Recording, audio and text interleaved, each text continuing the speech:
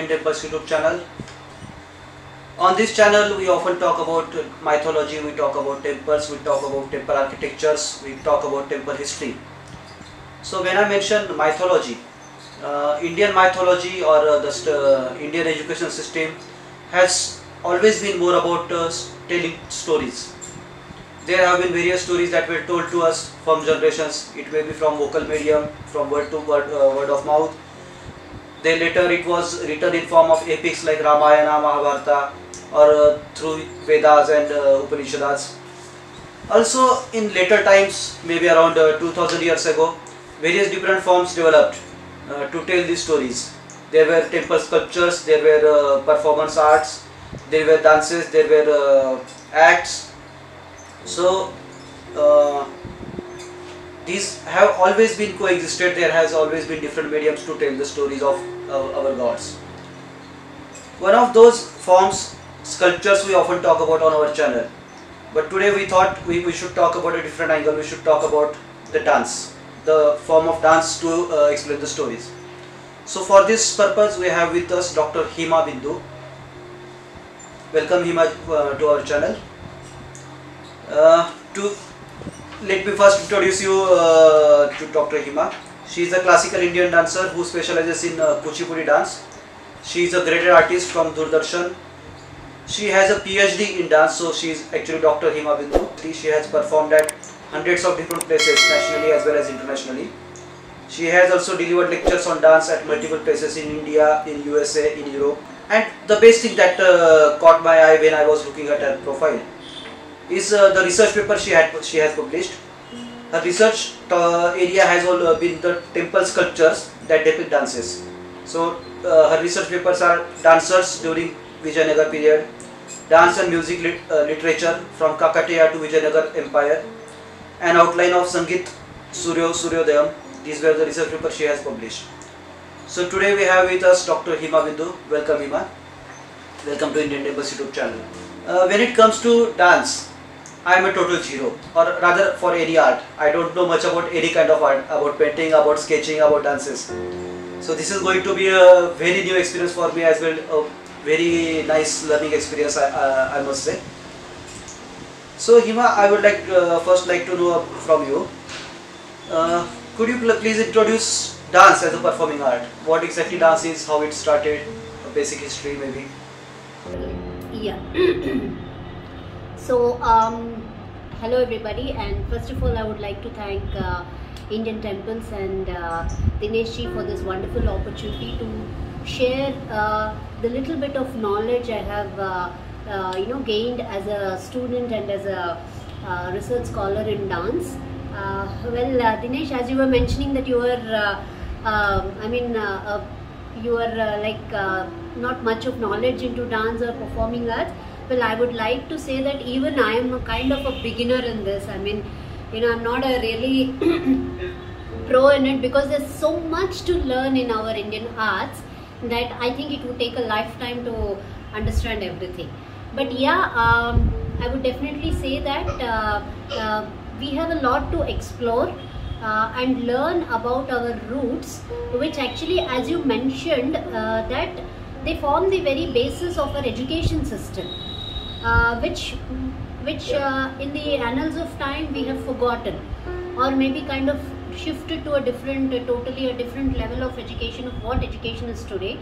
But then I would definitely say that these are performing arts like sculpture, dance, painting or music were definitely a mode of education during the ancient times.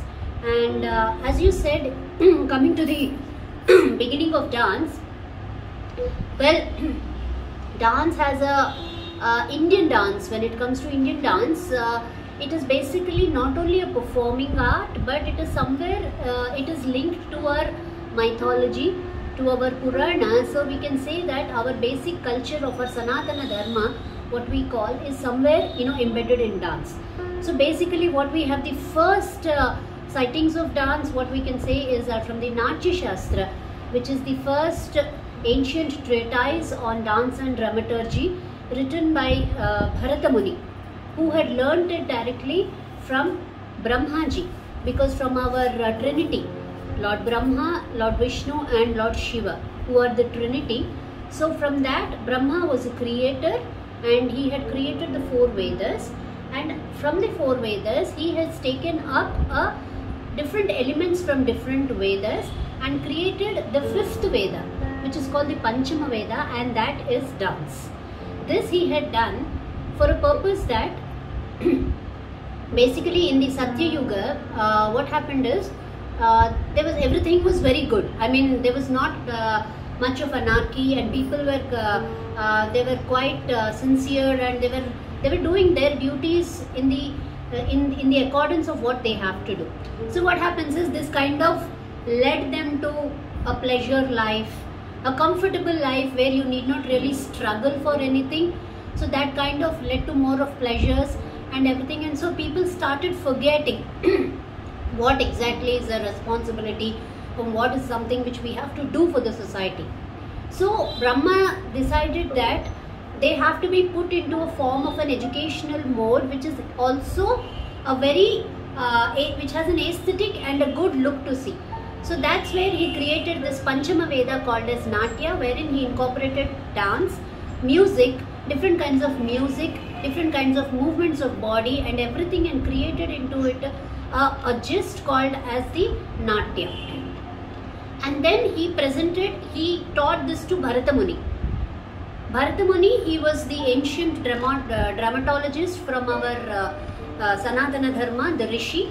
So he had 100 disciples who were also his sons. So he taught them the art of dance.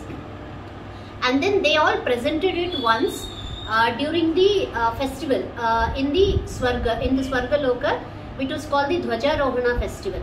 So that was actually, the theme whatever they were presenting was the Ksheerasagar Madana. The Ksheerasagar Madan, what we did for the Devas and the Asuras who did it for churned the Milky Ocean for the Amrita. So what happened when they were doing it? Yeah, so it was a performance. So all were invited, like the Devatas and also the demons.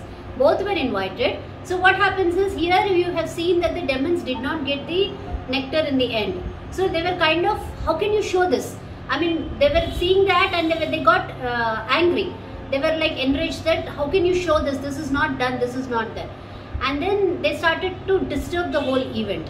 At that time, Lord Shiva intervenes and he says that this dance is a form of an entertainment, but it is not to hurt anybody's intentions.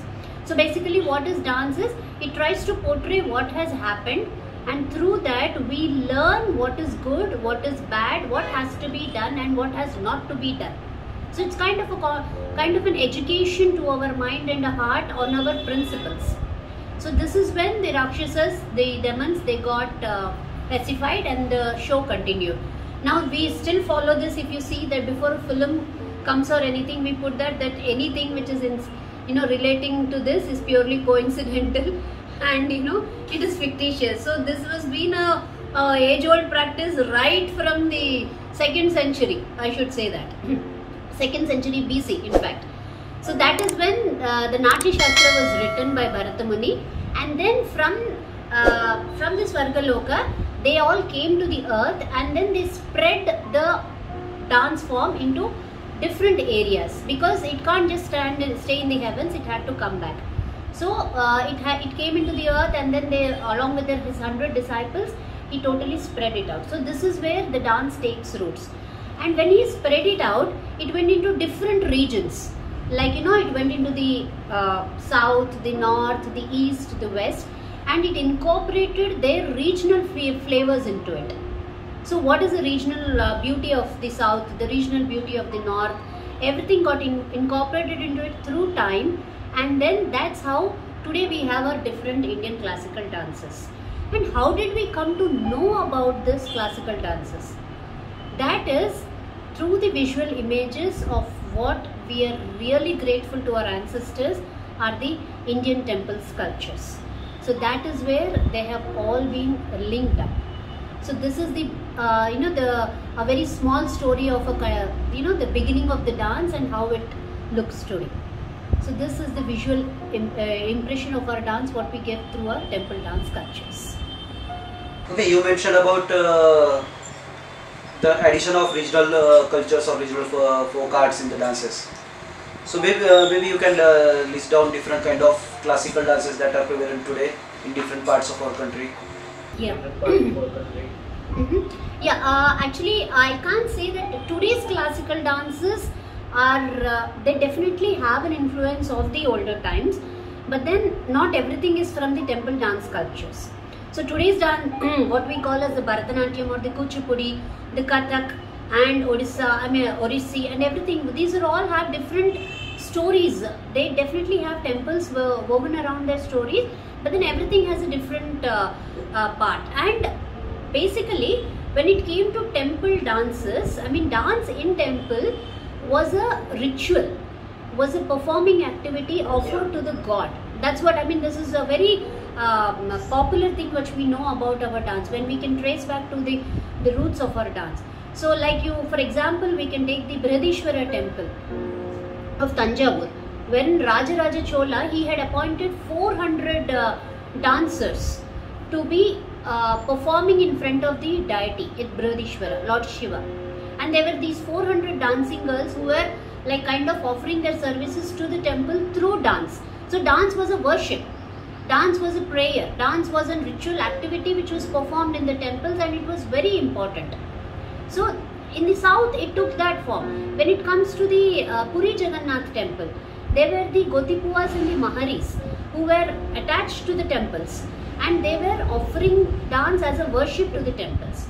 And when it came to Kathak, they were the Kathakars who were they used to go to different places and recite stories about Lord Krishna, all the Rasa Leela. They were different, even they were also attached to the temple, but then they used to go to different places. So these are all, at the course of time, in the point of time, they slowly evolved into their regional things. But when you commonly look at dance, what we can say is there are two dance styles which we can see, that is the Marga and the Desi. So when you call it the Marga, it is the traditional dance format what we see, and the Desi are the regional dance forms what we see, like the folk forms, the rural forms. So those are, so the temple dance basically can be divided into the Marga and the Desi, rather than dividing them into Kuchipudi, Bharatanatyam and Kathak. These are something which were evolved after independence, and slowly very recent if we call it, in the times of when it comes to the history of temple sculptures. So basically what we can say is, yes, these are the traditionals which were called the Marga, and the regional dances which were called the Desi. Yeah, this is something which we can be more comfortable with to understand the temple sculptures. That was very interesting information. Thank you. Now you have studied in detail about the sculptures in different temples, especially sculptures related to dances. So can you guide us about the journey of those sculptures? When did it all start? How it evolved over time? Yeah, definitely. I'll try to share what all I have learned a little bit about. So basically, I just want to share a small, a very small story over here, which actually gives the idea about how interrelated are these before we go into the journey of dance. So from the Vishnu Dharmottara Purana, the Vishnu Dharmottara Purana, wherein there is a small discussion between sage Markandeya and King Vajra. So the king wanted to learn sculpture. He was very much passionate about temple sculptures, and he himself wanted to be a sculptor. So he approaches Rishi Markandeya, and he requests him that, revered sir, please teach me the art of sculpture. So the Rishi smiles and he says that, okay, so do you know painting, dance and music to learn sculpture? So the king is kind of surprised, why do I need to know all those three to learn sculpture? So then the Rishi answers that if you have to understand and if to carve a sculpture, the first thing what you have to know is what is the emotion you want to portray. You need to have an image in mind to get into a sculpture. So what is the image? How do you get that image? Unless you paint, unless you learn to paint, how can you get an image? How can you kind of give a emotion to it? So you need to learn painting. So the king says, yes, yes, that's true. Unless I know how to draw an image, how can I sculpt a image? And then he says, okay, you want to draw an image, okay, fine. But an image contains a story. An image has an emotion to say. An image has a movement to portray. So, do you know how to portray the emotions? Do you know how to portray the technique? Do you know how to portray a body movement? So the king says, no. Yeah, that's why you have to learn dance. Because dance is the one which actually portrays an emotion. It gives a kind of an abhinaya, the expression, and also the body movement wherein you can put a proper pose or anything. And then he says that what is dance without music? So unless you have a music, you can't really get into it. Like you can't have your silence and try to express some kind of a happy expression or a kind of a courageous expression or an acrobatic movement.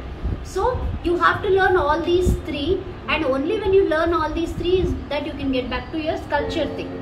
So here what I want to say is, by telling this small incident, what happens is this shows the interrelation that if you know dance, yes, the sculpture comes out very well. If you know the painting, the emotion comes out, the colors come out very well, and the music connects everything. This actually, I am really grateful to Dr. Kapila Vatsyayan.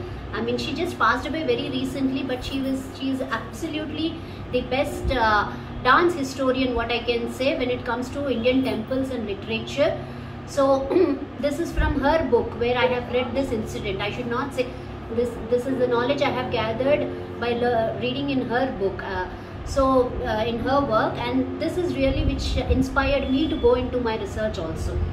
So here, this is the interconnection, and this interconnection has been seen right from the time of Mohenjo-daro, Harappan civilizations.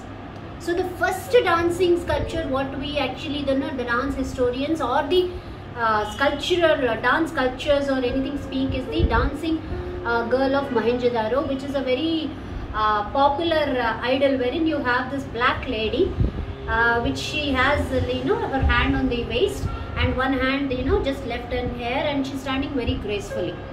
So that is basically very close to the, what we say is the Tribhanga, the beautiful formation of the waist, the hand and the legs. So right from there, it although did not very refinedly define any pose, yes, we can say that dance and sculpture right from that day, because that pose is very close to a dance movement called Tribhanga. So right from there, the journey of dance started. And after that, slowly you can see in the, definitely in that, after that there were the Kushana period, wherein, there were little bit of celestials, like kind of, having airy, the hands spread out and the feet crossed. These are all very common. The feet crossed is actually a common term in both dance and sculpture. Swastika. Swastika means the crossed feet. So it's common to the sculpture and also the dance terminology. So there were lots of images like that, and also where we have the Kunchita. The Kunchita foot, which is called as, putting your leg on the toes. Okay, on the toes, which is again a common terminology in sculpture and dance. So you can see a lot of sculptures, even today, now we get back, you can see many of the sculptures standing on the toes with one feet, flat and the other feet on toes, or one feet on the heel. So these were seen in the Kushana period, and then the Gupta period, wherein in the Gupta period, slowly what happened is themes from our Puranas, from our epics, all these came into these sculptural images. Like before that, it was like kind of a single image which kind of portrayed a beautiful sensuous dance, or a very nice aesthetic look about it. But after it came to the Gupta period, slowly what happened is the Bhagavata themes, like the Gajendra Moksha, or you have the Govardhana Parvata, the lifting of the Govardhana Parvata, or the Gopika Vastra Paharana from the Bhagavatas, the Ramayana epics, the Rama epic stories from the Ramayana. So all these themes came as panels and to sculptures, wherein they depicted all those small movements of standing on the toe, or kind of having just holding something, like you see these kind of vastas, or just having a graceful just leaving the hand like this, the hand above the head. All these are nothing but dance. So these are all very imported into the stories. And then after that came the really refinement, which you can see in the Hoysala period. In the Hoysala period, like in the temples of Belur, Halibed, even the small temple also, it has so much of intricate carving, and they gave beauty to carving. And like it is the most famous image of the Belur temple, the dancing Ganesha. So he holds a Kapitta. The Kapitta Hasta is a kind of something wherein you hold something in your hand. So you can see the Ganesha idol very clearly depicting this Hasta. So the Kapitta Hasta. And then he raises his leg till the knee, which is basically the stance which we call as Urdhva Janu. Urdhva Janu is wherein you raise your leg till the knee. So these are all the technical terms which we can see in dance. The technical terminology used in of dance used in sculptures. So that means it shows that the sculptors and the dancers both were well versed in both the arts. Because unless a dancer comes to know what the sculptor has to carve, there is no point of the dancer putting a pose. And unless the sculptor understands that he wants this pose from the dancer, he can't put it into a stone. So that is where the interrelation was always continuing. And then came after the Hoysalas, you have the Kakatiyas. And then the Kakatiyas, actually after that you have the Chalukyas also, definitely. And the credit of the Chalukyas is, from the Chalukyas you can see, as we spoke earlier, the Desi dance forms, the regional dance forms. Because in the Chalukyan time there was a very popular treatise which was called the Manasollasa. So the one which gives happiness to mind, it means. So in the Manasollasa treatise, it was written by a Chalukyan king, Someshwara. So what he did is he wrote about the Desi movements. I mean the movements which were done during his times in the society, during the festivals or during any kind of a ritual thing, because that happens. So all those movements were actually written by him in the treatise. And after that you can see these same kind of movements also in the temple sculptures. Like in the Alampur temple, where we have the Navabrahma temples in the Mahbubnagar district, we have few images wherein it is like you can see the very small images of dancing Ganeshas, which are kind of, it is like a Ganesha is in a very jolly mood. He's like very happy and he's kind of dancing, which is a very rare image we kind of see. I mean, Ganesha is something we see Lord Ganesha seated on a pedestal. But here you can see the dancing Ganesha, the Nritya Ganapati, one of the forms of the 16 Ganapatis. So the Nritya Ganapati, wherein he's kind of stretching his leg together to the front, and he's kind of totally enjoying it. And then you have, if you have also noticed that when I'm saying the Desi which were practiced by the humans. So till date it was like the images were portrayed by the dance, celestial figures like Krishna, Shiva, as you said, the presiding deities of the temple were also given were also seen in the dancing sculptures, like the Nataraja, or you have the Krishna, or you have the dancing Ganesha. But when it came from the Chalukyan times and also from the Hoysala, also we can definitely have differences, that that there were the different kinds of acrobatic dances, like the rural folk people, wherein you see few sculptures having the conical caps, like the gestures what they have, and then they are doing some acrobatic movements. You can see the jumps of the air, and then that definitely the moment you see the image, you get it's like a kind of a, okay, this was some energetic dance which they performed. And then you have the beautiful Salabhanjikas, what we call as the dancers, the maidens, which you can see even in the Gupta period, many period. But in the Hoysalas, you can see in the Belur temple is very famous for the Salabhanjikas, which are on the upper parts of the temple, the portions of the temple. So they are like, one is the Darpana Sundari, the damsel holding the mirror, and the other is the Sukha Sundari talking to a parrot. So she has a Kapitta and she's caressing the parrot. There is an emotion. There is an emotion in the face. The emotion is nothing but dance.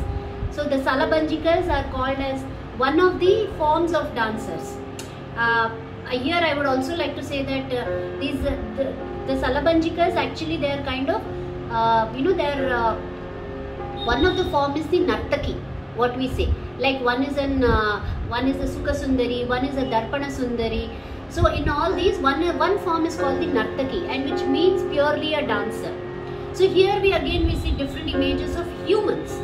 So from the gods, we can see that by the time it has come to the Chalukyans or the Kakatiyas, it has become a portrayal of the humans. Okay, there were more Nartakis and the Nartakas into the dance cultures. So here we can see that from the temple, maybe dance has also travelled into the society. Into the society, it has become an integral part of the society. So these societal festivals were represented in the temple images, because that's how we come to know about it. That's history, what is talking on the walls. So it is like they were totally represented in that. So these were the human forms, and then after that we have the Vijayanagara, which is like kind of the vast spread. And I should say my research also actually majorly focused on the Vijayanagara side. So maybe that, speaking about that would be more apt for me. This is all the information what I have read through books and everything. But yeah, my research definitely has been into Vijayanagara. So in Vijayanagara you see hordes of dancers and different kinds of costumes, and you see the temple dancers, you see the folk dancers, you see the group dancers, you see the male dancers. I mean the accompanies, like one is holding a mridanga, one is holding a flute. So they are showing an orchestral accompaniment to the dance. So these are all pictures very clearly give an image that dance was a part of the temple. And these visual representations called the sculptures were the best sources for us, to understand how dance was in those times. And also where each sculpture speaks a story, that it is not just for the purpose of beauty what it has been carved into the temples, but it is history which is speaking as to what our society was and how important the arts were. I mean, unfortunately today it has become in the rush of time, I don't know, sometimes I wonder that where are we heading up to, what are we gaining as knowledge? Is it for a job, is it for money, or is it for a career, or is it to really understand the true purpose of knowledge? But then yeah, definitely through these arts something we can try to understand as to what we really need to learn. So this has been the journey of dance, and through the temples, through the ages of time, and today we are here to study them, to understand. And I think what we can say is, maybe after all that, maybe we can understand a 5 to 10% of what actually they knew or what they told.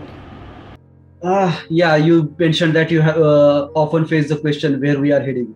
Even I face the same question because when I see people visiting in temples, when they go to temples, they just have straight away get inside the sanctum of the temple, Garbhagriha of the temple.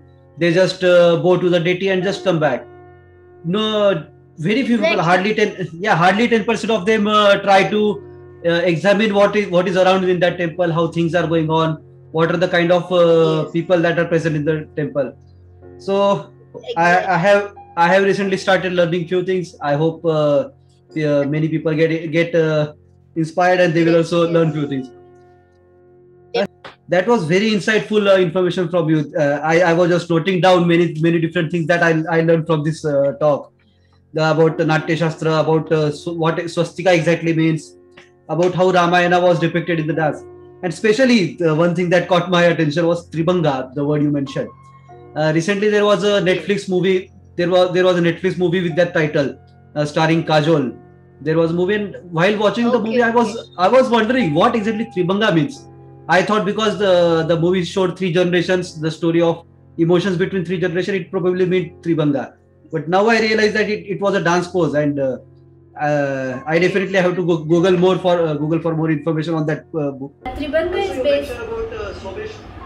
Tribhanga basically it's just like kind of the proper division of body into the 3, like the head, the waist, and the legs. I mean the chest, waist, and the legs properly into a posture wherein the posture acts as the line axis, what we say, there's a kind of an axis which is common to sculpture and dance. So when that is in a proper posture, the movement comes very well. So that basic thing, I mean, I don't want to go into really details, but then that's the basic thing which is called as the Tribhanga. Yeah, and actually, as you said, well, I haven't seen that movie, but then maybe it kind of gives a lot of meanings if we look into the wider aspects of it. I mean, as you said, it speaks of 3 generations. If that movie speaks about the 3 generations, then yeah, maybe the way we perceive it or the way we see it gives many kind of meanings also. Yeah, we must appreciate the director or whoever chose that name, because the movie clearly shows 3 different generations and how they are totally dysfunctional from each other, still very related to each other, and they are very similar to each other. You also mentioned about the book written by Someshwara, Chalukya King Someshwara. There are many temples associated with that king. There are many temples that were built by Someshwara. I never knew about his involvement in dance as well. So this is also a very new learning thing for me. Yes, I mean, I would really like to say, because the kings, actually it is because of their patronage what they have given to arts, like especially they have really given wonderful patronage to the temples. I mean, it was not just building a temple, but it was building a place of knowledge, learning. Temples were centers of learning at that time. So when that learning was built, they tried to build everything into it, like connecting the soul to the Paramatma, to the universe.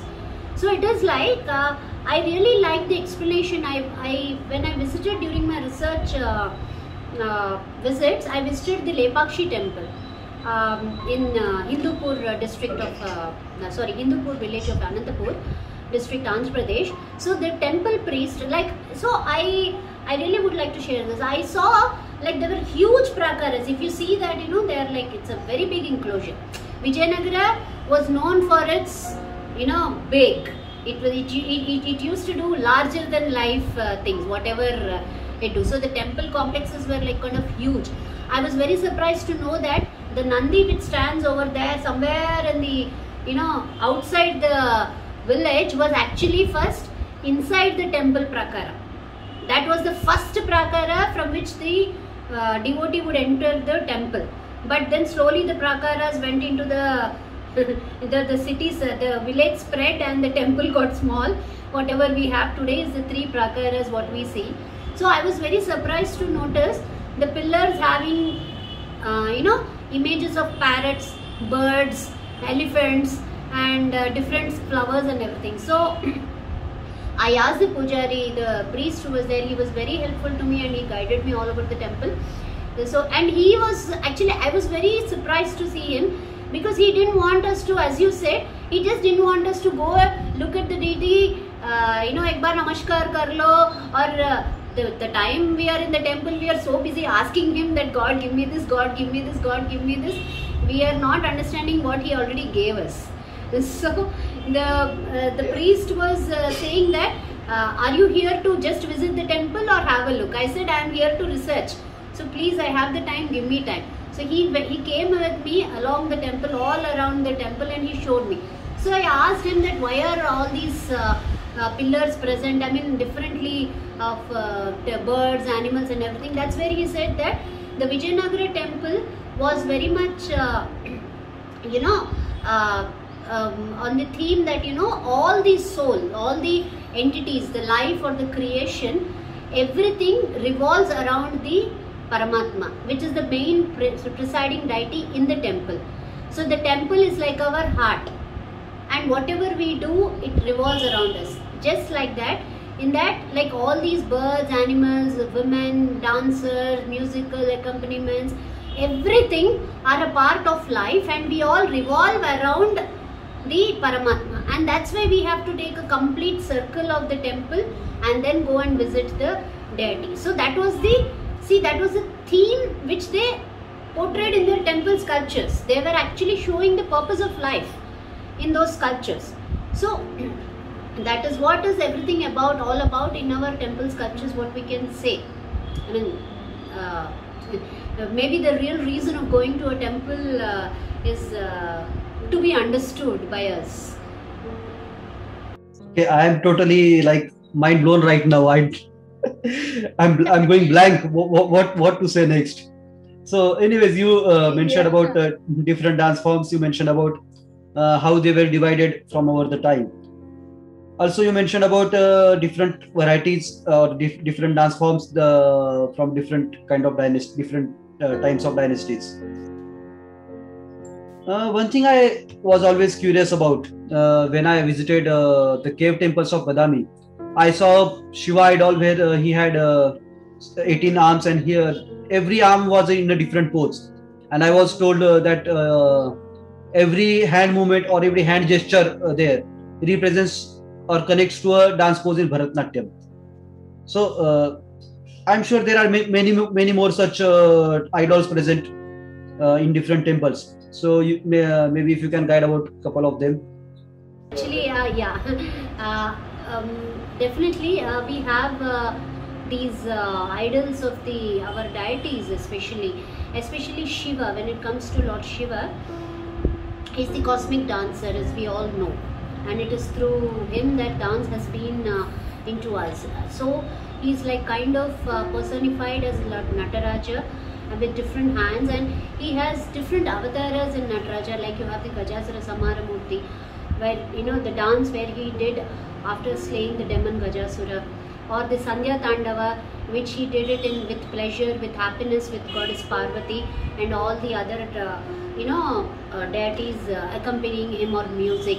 So like there are different kinds of dances what we have, and all these dances have been taken into our sculptures.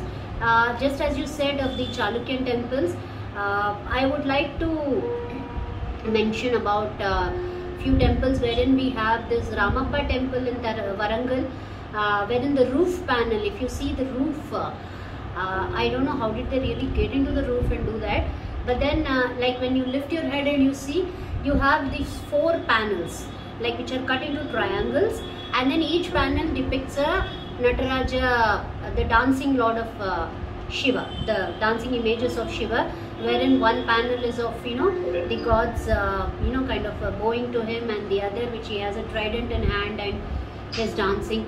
So these are kind of things, and yes, definitely if you get into the sculptural iconography and everything represents a different, like when you have the Damaru, when you see a Shiva image with a Damaru, it's like he is the Damaru is the one which has first given birth to sound, to rhythm, when he is actually kind of he has played it. So that is the first rhythm of the universe.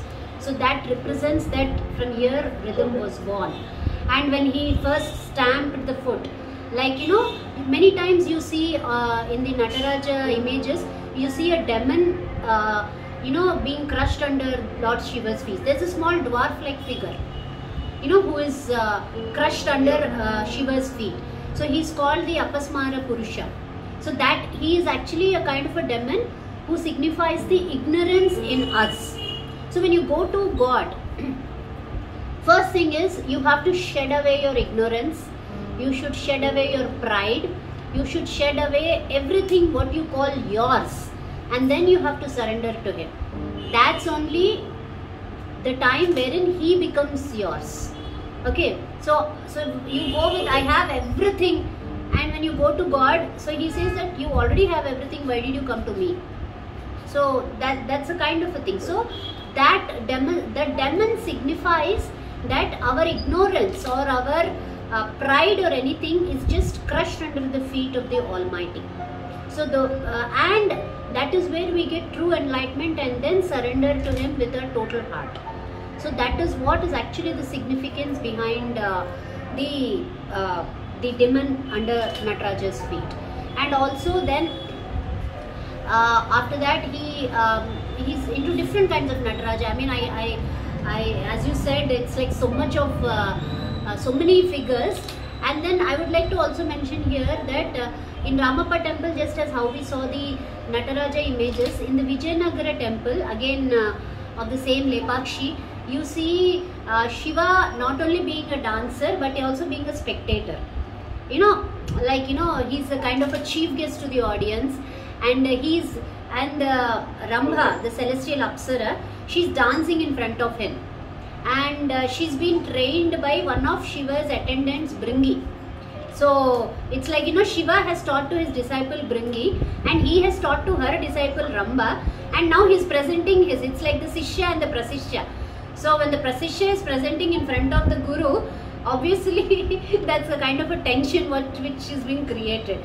So you have those sculptures, it's a beautiful mandapa, that's called the Natya Mandapa in fact. That temple, the mandapa exactly in front of the Garbhagriha or the main deity Veerabhadra is called the Natya Mandapa. So when you see there are 16 pillars, wherein out of on which one pillar Shiva and Parvati are seated very happily as the chief guests of the audience of the show, and now they are ready to witness Ramba's dance. So what happens is Ramba is like kind of trying to do a movement, and just if you stand at the pillar of Ramba and look obliquely, then you can find the pillar of Bringi. The greatness of this is, you go to any pillar in the rest of the Natya Mandapa, you can't see the sculpture of Bringi. It is only from the pillar of Ramba that you can see. So this here again, Shiva here is portrayed as a chief guest, and so you can get an audience of a proper audience, a backstage person who is prompting the dancer on stage so that she does not do any kind of a mistake and she presents it rightly, and also the relation of a guru and a sishya, like how a guru is really worried when the disciple is kind of presenting. It may be a dance, it may be a musical concert, it may be a conference. Like the guide is sitting and he's like kind of, okay, now what is my scholar going to do? How is he going to present the paper? So this is the kind of the beauty of it that they have shown in the sculptures through dance. So Ramba is in the pose, Bringi is attempting the same pose and is kind of correcting her. Ki you better not do a mistake in front of Lord Shiva. So that is, so Shiva is also portrayed in that way. So there are different images, and when you come to the Cholas, you have the Karanas. I mean, we should definitely talk about that. The Chidambara temple, that is actually the most famous temple which has the Karanas. The Karanas are specific dance movements of the body which are 108 in number, and these are written in the Natya Shastra, what we discussed by Bharata Muni. So exactly all these 108 images are carved in the temple of Chidambaram, and Chidambaram is the temple wherein it is Shiva in the form of Nataraja. I mean, he's worshipped as a dancing god over there. So here you can very clearly see the influence of literature into the temple sculptures, and how it was actually very truly brought in from the heavens to the earth.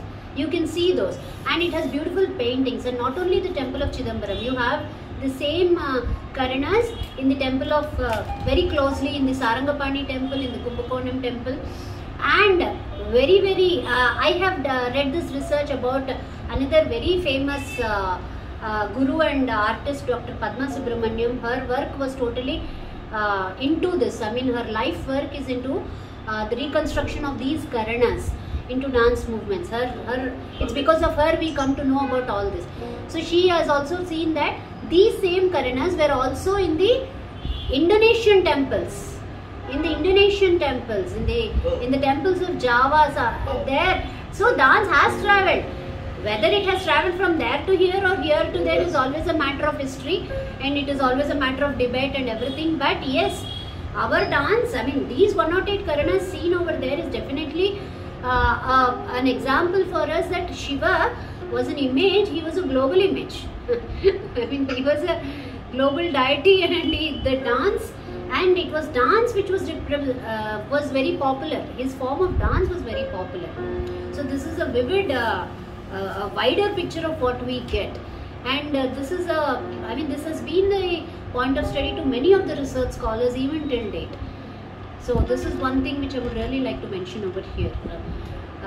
So yeah, Shiva is something, and you also see these kings also. As we before mentioned, like Chalukya, the king Someshwara, not only him, it was the Vijayanagara king Krishnadevaraya, who was himself a great Veena player, and he has written treatises like the Amukta Malyada, and his court. And in the Kakatiya times, would you believe that the commander-in-chief, who had to actually go and run a battle, wrote a treatise on dance and music? I mean, I don't know where did they get that time and the knowledge, but it was Jayappa Senani. Yeah, it's a Jayappa Senani. He was the Senapati, जैसे हम लोग कहते हैं ना.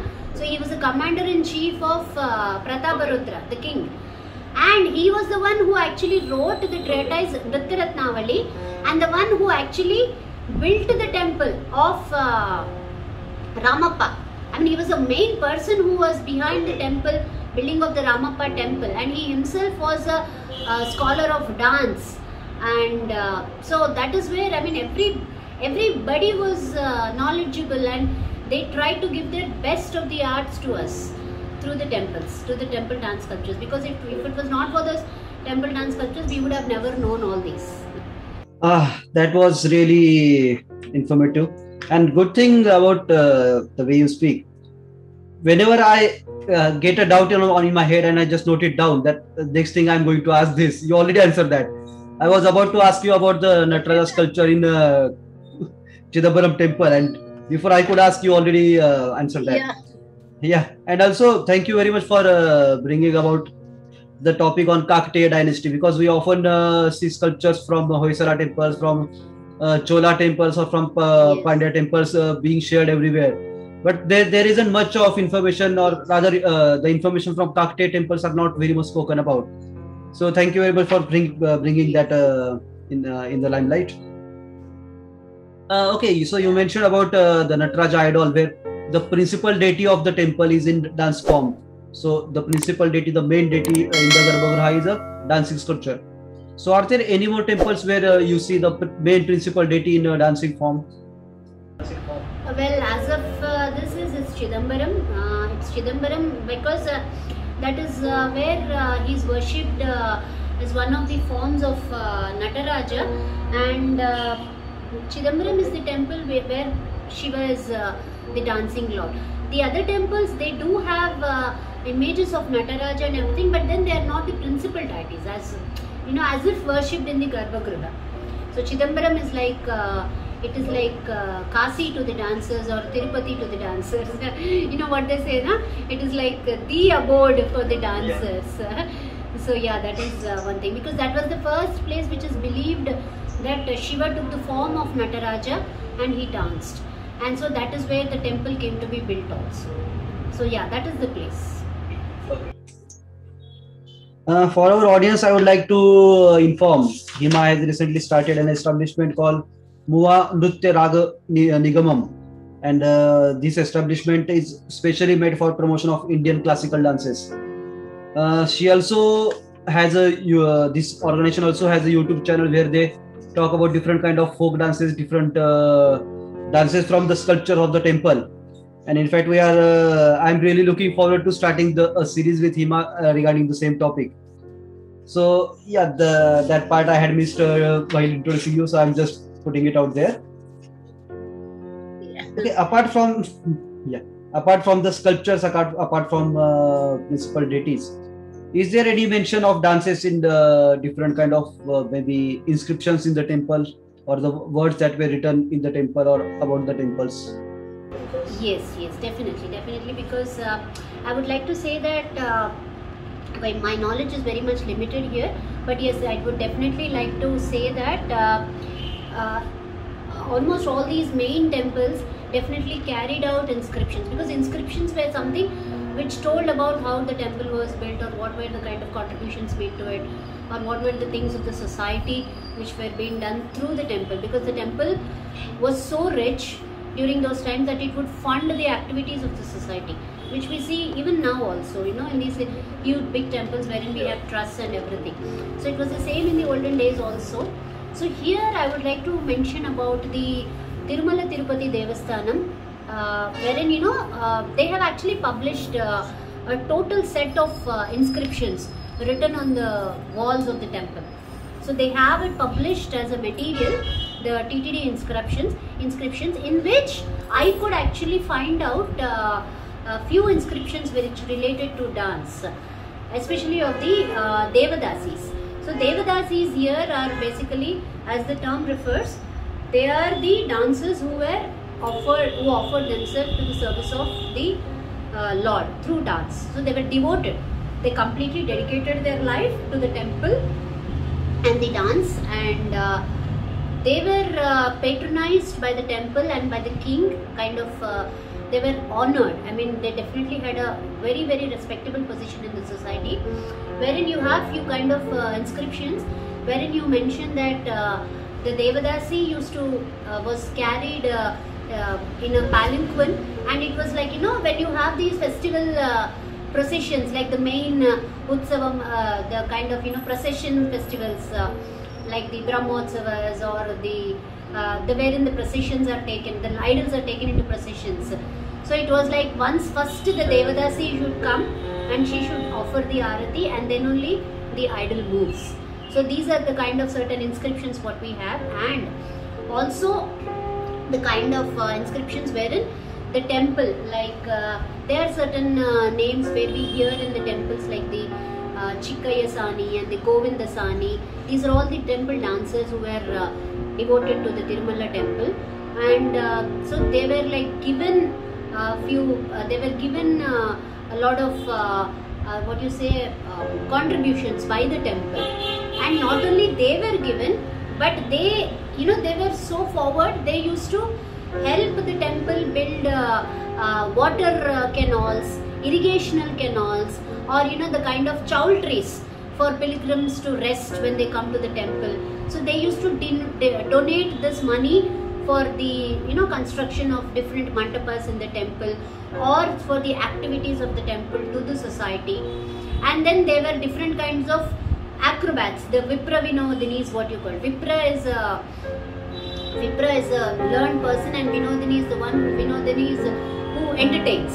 So the learned people who used to entertain, which we call as folk artists, and the Dommara, we used to say. Dommara boleto, it is like they used to take acrobatic movements, doing different kinds of acrobatic, taking spins in the air, going round, balancing on the rope and everything. All those people who were also associated with the temple, and they were given kind of lands, villages to stay, so that they could have a peaceful life without no problems of survival and sustainability, and so that they could practice the art and go around and give performances and develop the art form.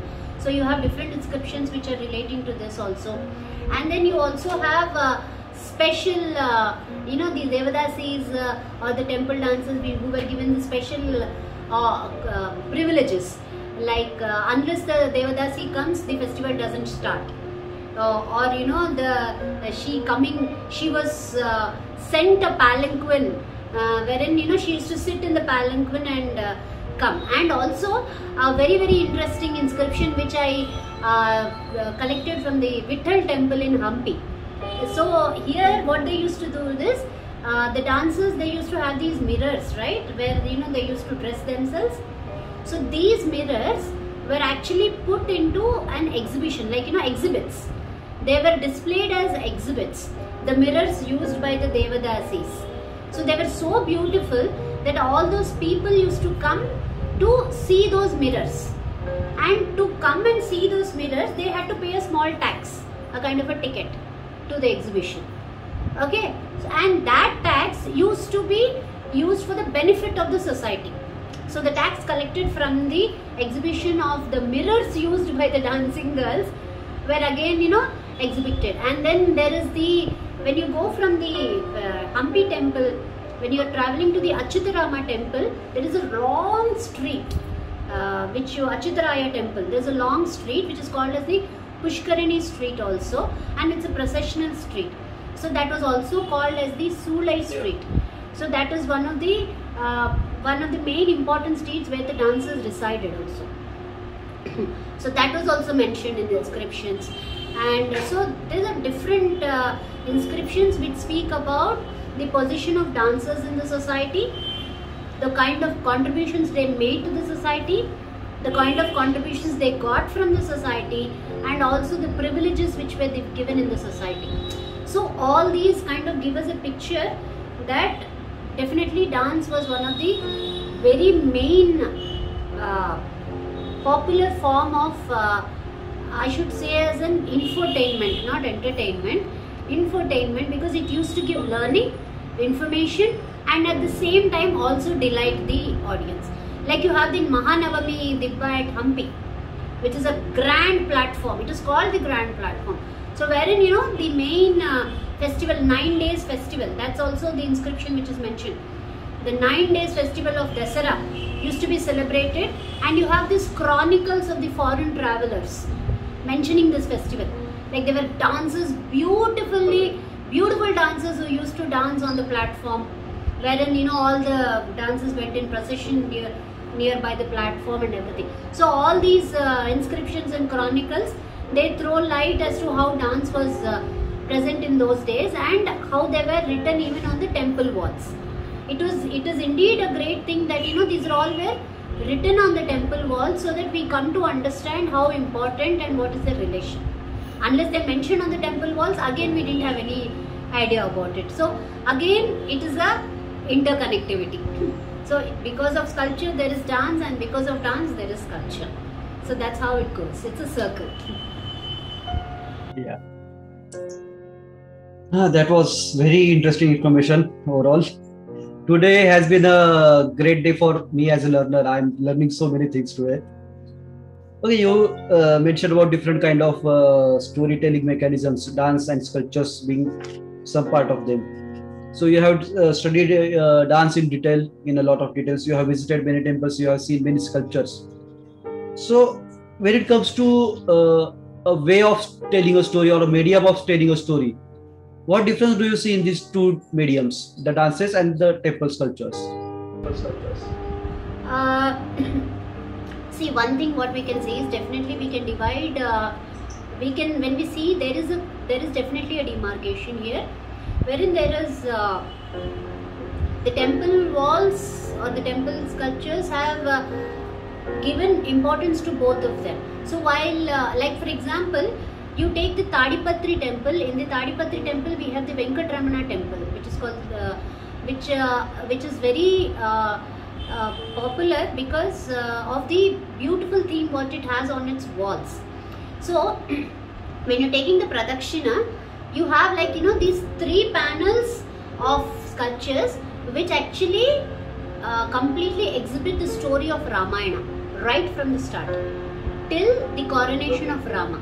So, like, you know, usually it's like the Pradakshina which is taken 3 times, right? So the 3 panels. So the first panel, the downward panel, first starts with the story. You finish one, then you come to the second panel in the second round, and then the third panel you take. So by the time you finish your third Pradakshina, Ravana is killed and Rama is coronated as the king. So that is here. I should say that they didn't use any kind of a dance thing. I mean, it was only the story, but then so beautifully carved, so that you see the images, immediately you come to know, okay, this is the incident what they are portraying in Ramayana. Like Hanuman sitting, you have this very famous sculpture which goes around a lot in the internet also. Hanuman, you know, having his tail wound up and he's sitting on a higher pedestal than Ravana. So you have all these, immediately you get to see that, okay, this is the incident which has been here. So that is one kind of the Bhagavata themes or the epics of Ramayana and Bharata which were depicted, and also the, you know, the kings. I mean, there are many, like in Tirupati you can see the sculptures of Krishnadevaraya and his both queens. So wherein, you know, we have come to understand that, okay, these were the kings who were the reasons for these temples to be built, the images of the kings. So sculpture gave place to these kind of aspects also, wherein it spoke about the themes in general, about the kings, about the main people of the society during those days, just as written in our history books. And again, I am taking the same temple as a reference, wherein when you enter the temple, you have this thing called Rangamantapa. The Rangamantapa, just in theatre we say the Rangbhumi, wherein the real action is performed. So here, when the outer temple depicted completely a theme from the Ramayana, the inner temple, it speaks of different dwarf figures which are called the Yakshas, what we say, one of the celestial demigods, Yaksha figures, what we say. So these are, like, you know, on the base of the panel, every Yaksha There are I think around 12 of them. Every yaksha has a musical instrument in his hand. And besides those, there are panels of dancers having sticks in their hand, जैसे कोलाटम या गरबा कहते हैं, जहाँ पे we have these sticks in hand and we do that dance. So here it again totally gave space to dance. So the outer walls were depicting theme from the from our Puranas and epics, and the inner one was depicting the dance theme, wherein maybe the dancers dance because it directly faces the deity, you know, the Garbhagriha and the temple. So these are the kind of demarcations what you can find the same similarity in the Hazare Rama temple in Hampi, wherein Ramayana is totally depicted in the outer walls, and then in the inside pillars you have dancing figures. So they had different places. They had different places. Like यहाँ पे it was like varied, creative. Sometimes they used dance totally. Sometimes they used our themes totally. But somewhere all were interconnected. So that is how they used a temple as a medium to portray things. That is interesting information. Really interesting. Okay, we mentioned about two mediums of storytelling, dance and sculptures. Talking about the third medium of storytelling, writing, the books or the epics. So I assume you are in a process of writing a book. Our audience will be definitely interested, especially after this session and after they hear you say explain so many things so beautifully. They will definitely be very interested to read your book. So I'm really looking forward to your book. Well, I'm not really writing a book, but yeah, I have my research which has been into, you know, dance during the Vijayanagara times, wherein it speaks about dance as a whole, how it is seen in the literature, in the sculptures and the inscriptions. So I should say that is the only work which I have done in my lifetime till now, wherein, you know, I could do a little bit of 5% of whatever our Indian sculptures is. So I should not say I'm writing a book, but yeah, I have certain information which I would definitely like to bring out as a book, hopefully very soon in the future, so that you know, a kind of little bit, because I believe that, you know, sharing knowledge is gaining knowledge. So whatever knowledge I have shared, if I can, you know, spread it across, the young students who actually pursue dance and arts and everything, you know, they get inspired to look back at our temples, go and visit the temple, you know, kind of get the real aura of it and feel the divinity in it. So let us try to do the best whatever we can, you know, to just get this tradition and thing going on. That's what I believe in. Okay, you have visited mostly Kakatiya temples and Vijayanagar temples, and today while speaking to you, I could realize what I can't really say a particular perfect word. I can't recollect a perfect word, but it has been a grand knowledge that you are sharing here. So definitely I would like you to visit more temples and write more books about different temples or different dynasties as well in future. That would be really very interesting to read. Yeah. I mean, you have been doing such great work, I mean, through Indian temples, that it has been really fascinating. And I'm really glad that I could get this opportunity to, you know, share this through you, Dinesh, and I will be ever thankful to you for this. And definitely, as you said, maybe, you know, yeah, travel definitely right now might take time, but yes, we would really look forward to travel and also, you know, learn many things from you also, because I'm quite, I quite get intrigued when I see your videos, like the ones you give on YouTube. You know, it's really great. Like, okay, this is the reason behind why do we have these images on the gopuras, or you know, there are different things what you keep on saying about the archaeology of the temple, which recently was discussed. This gives a lot of insight to us. So definitely we would like to, everybody, it's like a contribution given by everybody which comes together as a unit. So I really appreciate you also for doing all this work, and I hope Indian Temples goes on doing such kind of productive works and just keeps going in the way what it has been, you know, kind of giving knowledge about our arts, yeah, especially sculptures. Thank you very much for the inspirational words you said about my channel. I really try my best to share whatever knowledge I have received, and especially when things are pursued differently or things are pursued in the way they are not intended to be. I try to correct them. There are many people who don't really appreciate that, but thank you very much for your appreciating word. Friends, today we had Dr. Hima Bindu with us. We have been speaking about different kind of dance and performing arts. I am really not very much into dances, or I don't really have much knowledge on this topic. So there are some shortcomings in the question that I have asked today. There could have been many questions that I could have asked, but unfortunately, because of my shortage of knowledge, I could not ask them. Later, as this video will be uploaded, I'm sure our audiences will have many questions. So you are definitely free to comment on the video regarding your questions about today's session. And I'm very sure Hima will be very happy to answer your questions in the future as well. As much as I know, even I have also, I would also like to put a word here. It's very little of what I know, and definitely there are many things, maybe of the topics what I spoke also, there are many other things which I don't know, and I would really love to hear if somebody could share more knowledge about the topics wherein we spoke around, and I would also learn from that, and anything which has been needed to be clarified, I would do my best to give a clarity on whatever is required. Definitely. Thank you so much. Thank you. Yeah, thank you. Talking about your personal life journey, your journey with the dance, I read that you started training at the age of 8. So that is really a mind-blowing concept, mind-blowing thing that at such an early age you started learning. In my case, I was not so much interested in studying architecture or studying the temples until in my youth times. So it's really good thing that you started at such an early age. Even my son now, he's 6 years old and he's very much interested in architecture, because when he sees me talking about different architectures, he's always fascinated. He Googles and he shows me the photos of different temples and tells, "Dad, please tell me about these temples."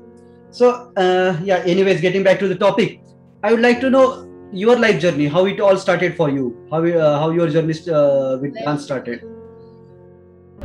Well, usually when it comes to classical dance, not only me but everybody basically tries to start off at an initial age, because after 5 is what the initial training of a classical dancer, as of that any arts goes into, like music or painting or anything. After 5 they initiate, but coming to dance, it starts at a very early age, because the body needs time to get into the movements of it and practice and kind of thing. So I should say that when I look back into my life, I think there is dance and nothing else.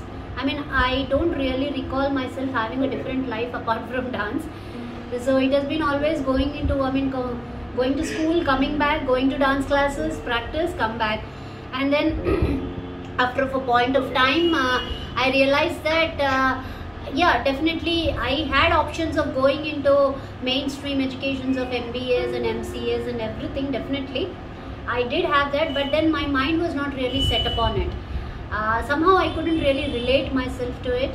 So with the encouragement definitely of my family and friends, and so I kind of totally dwelled into the performing arts thing, and I pursued my masters in dance from University of Hyderabad, and from there itself I took my doctoral degree also in performing arts. And then after my MA, I started an institution. It's been 18 years that I've been running this institution, MUVA, and we have trained a number of students, wherein we try to teach them that dance is just not wearing a costume and getting onto the stage, but it is something totally which requires dedication, practice and discipline. It teaches you discipline. And I do take my team. There is a team which works with me, because all these things which I can't do it alone. It's never a single person who can do it. I have a team, my students and my colleagues. We all have a team and we all work together. We keep going because of my passion. They are also into it, kind of little inquisitive, just as how your son is kind of inspired by you. In the same way, my team also, we keep visiting temples, try to know about different sculptures. They have many questions which sometimes I don't have answers. I say that I have to go back to the book, see and answer, because I can't give you a wrong answer. So it's like we are just continuing, and we have been performing, and it's been a good thing. Life has been good till now, with the blessings of all Almighty and all our family.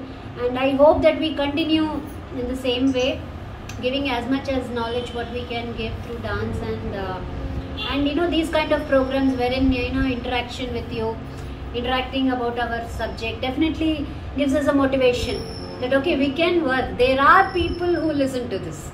Yes, good. Okay, come on, let us do something like that. So yeah. So that thing, you ask me anything about my personal life, I say that personal, professional, public, everything is dance for me, nothing else. Yeah. You mentioned that you are also trainer. You train young minds into dancing and into performance overall. So, are there any tips you would like to give to young minds who are currently training in dance or classical dance specifically? I'm not really I should not say I'm really qualified to give tips and everything, but yeah, one thing I would, which every guru or every teacher, I don't say I'm a guru also, I think I'm only a teacher and instructor here. I wouldn't call myself a guru, but then yes, I would definitely try to say that whatever you do, put your heart and soul into it.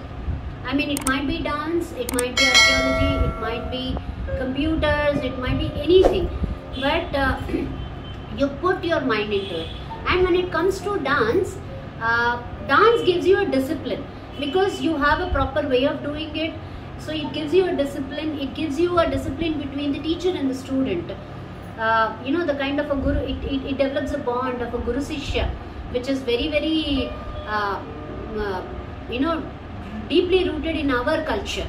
It's not just a kind of it's a guru sishya parampara which is coming through the ages, and the performing arts still are continuing this tradition of the guru and the sishya, wherein the sishya has a kind of a duty towards the guru, and that teaches discipline.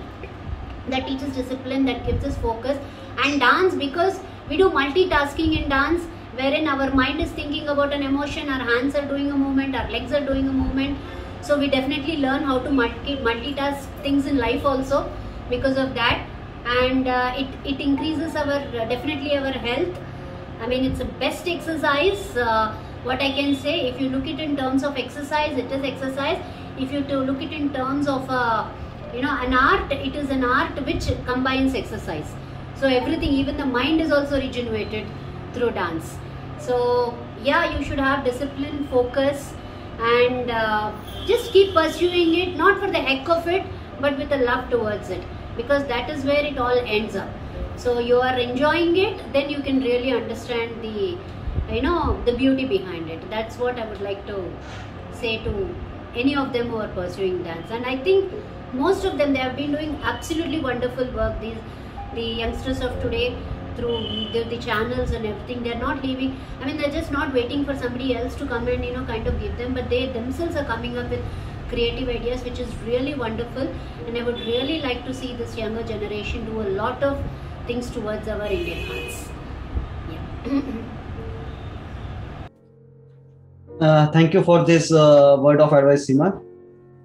Today has been a wonderful learning opportunity for me, and I'm definitely very confident that most of the audiences that will be watching this video will say the same thing. That this must have been a very good learning opportunity for them as well.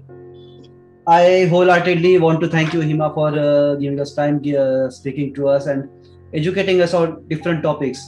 And I'm also very positive that there will be many more questions from me as well, from others as well. So I really look forward to having another session with all those questions. Definitely. And I thank you also, Dinesh, for this opportunity. Really, from my bottom of the heart, I thank Indian Temples, and I congratulate and appreciate it for all the work it is going, and wishing it all the very best. And whatever contribution I can do from my side, I would be really happy. and really looking forward for it. Thank you so much. Thank you, Dinesh. Thank you so much. Thank you. Thank you. Yeah. Thank you. Thank you so Thank much. you. Thank you, Dinesh. Thank you very much, Hima. Thank you.